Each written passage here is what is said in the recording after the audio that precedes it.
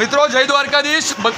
ભગવાન દ્વારકાધીશની કૃપાથી અને ગુજરાતની રાજનીતિમાં જેઓ દાતા તરીકે છાપ ધરાવે છે એવા સાવલીના સિંહ ધારાસભ્ય શ્રી કેતનભાઈ ઇનામદાર સાહેબ તરફથી આજે ત્રીજા દિવસે આ અવિરત સેવા ચાલી રહી છે। મિત્રો આજે અમે મુજમોડા વિસ્તાર હનુમાનજી મંદિરની ગલીમાં આવ્યા છે। મિત્રો અમારી સાથે આ વિસ્તારના પ્રમુખ શ્રી રોહનભાઈ છે, બીજી આખી ટીમ છે, કલાલી ફાઈટકની મિત્રો છે તમામ।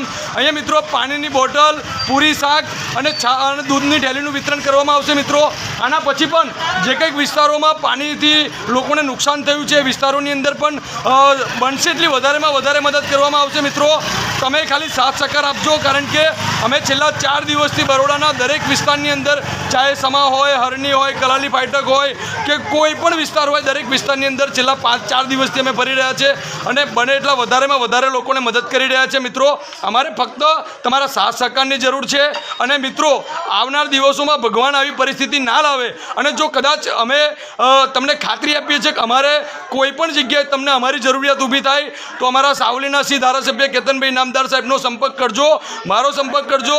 તમારી જે કંઈક જરૂરિયાત હશે અમે પૂરી કરીશું। મિત્રો અમારે ફક્ત ને ફક્ત લોકોને મદદ કરવાની ભાવના છે, અમારે બીજી કોઈ ભાવના નથી। સંજય પંચાલ, આઝાદ ચેરિટેબલ ટ્રસ્ટ પ્રમુખ, તમામનો સાથ સહકાર આપવા બદલ અભિનંદન આપું છું ને ખરેખર આભાર માનું છું। મિત્રો હવે સાથ સહકાર આપજો। આ તમામ વિસ્તારમાં ફ્રૂટ પેકેટનું વિતરણ ચાલુ કરી રહ્યા છે। મિત્રો જય દ્વારકાધીશ। આ વિસ્તારના પ્રમુખને કહીશું બે શબ્દ આપણને કહેશે।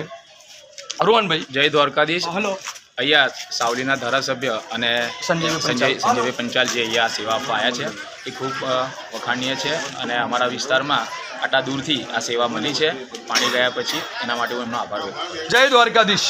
જય દ્વારકાધીશ। ચાલો હવે આપણે જે ઘરે ઊભા છે એને બધા આપી દઈએ। તમે ચાલુ કરો, હવે વાંધો ચલો વિપુલ આવી જશે, ચાલુ કરો। સોનું પાછળનું એક જણ છે ને આપણા ટીમમાંથી કોઈ મને અશોકભાઈ લે લો। અશોકભાઈ અહીંયા જાઓ।